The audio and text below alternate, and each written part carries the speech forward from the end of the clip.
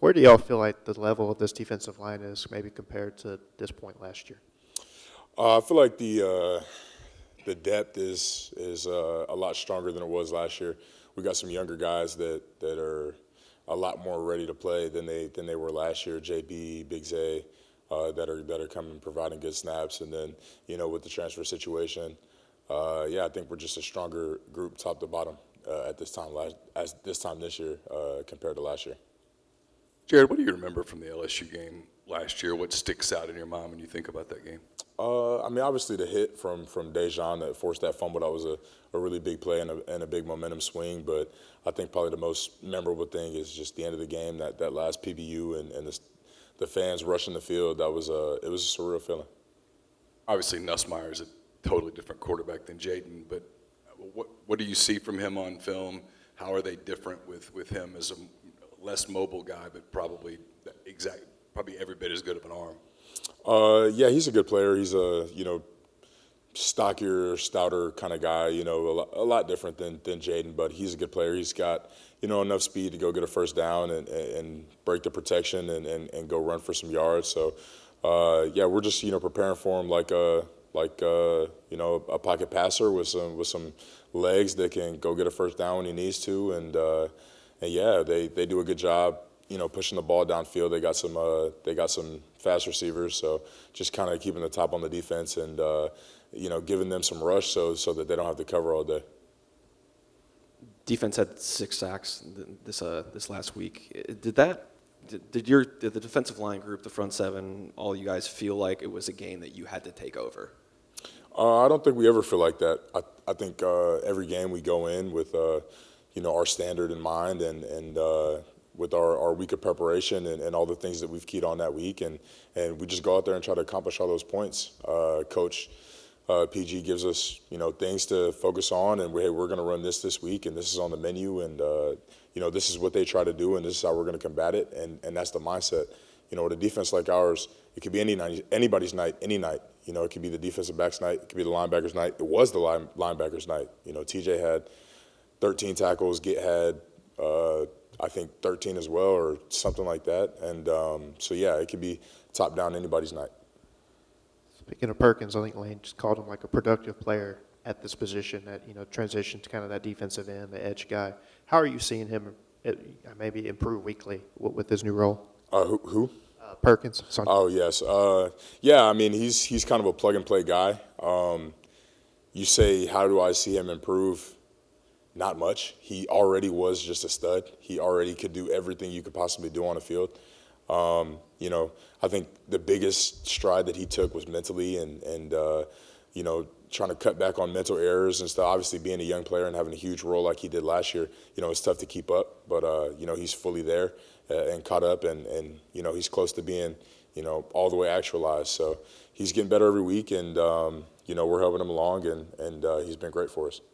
For you 2022 team, or one of the guys left from that team, do you think about the 2022 game or 2023 LSU game more?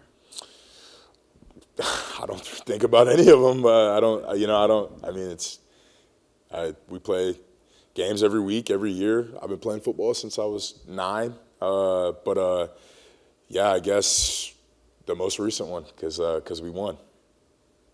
Jerry, you had a chance to watch the film. LSU's got 2 all-league type tackles. Talk about that challenge going into this contest. They're really good players, and they were freshmen the first year that I got here. So we've got some experience in this room playing them and knowing what they're good at and where they struggle. We're going to do a good job just in the film study room. Trying to find our keys and our points of stress that we can harp on. There's no doubt that those are 2 elite guys, and it'll be a fun challenge this week to get after them. Jerry, this program's taking advantage of the transfer deal. You're a great example, obviously, but talk a little bit about Pupal coming from Arkansas and what he's meant to the defense. Yeah, well, obviously he's a guy, between the lines, but, in the locker room, he's one of the happiest, most smiling, telling jokes kind of guy, and kind of just brings that good vibe and with a smile on his face every day. One of those guys that attacks work one of those guys that just has an unbelievable motor. So, having a guy like that around, besides the playmaking ability, it brings so much more to the table. Jerry, we've asked different people about playing at Tiger Stadium, and they're saying there could be over 100,000 in night game.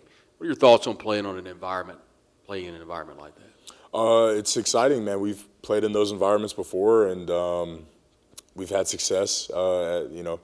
Kyle Field, we had success. We just had success playing on the road last week. So we feel like everything that we need to worry about is between the lines, and that's what we're doing film study on, and that's what we're focused on going into Saturday.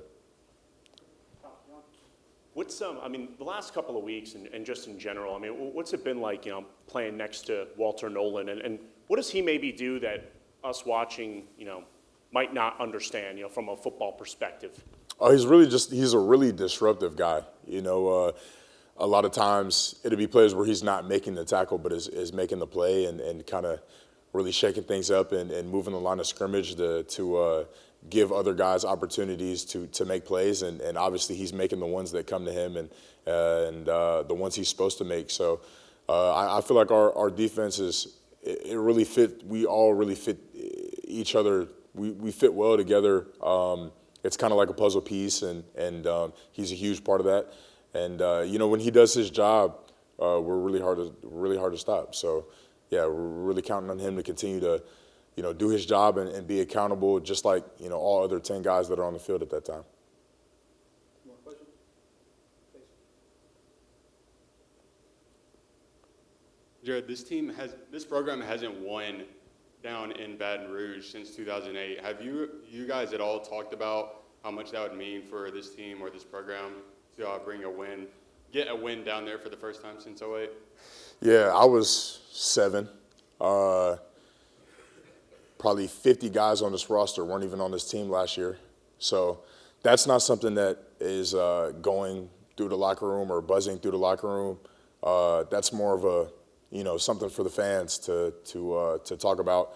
What we try to focus on just is purely football, purely white lines, purely turf and grass, and we go, in these meetings every day. We sit in the same seats y'all are sitting in, and we cut the tape up and find ways to go attack other teams. And, all these opponents to us are faceless, and this is the team we have on our schedule this week. So, we got the utmost confidence in our offense.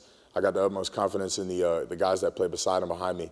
So we're ready to just go out there and attack the team we're playing or wherever we're playing them. Thank you, guys.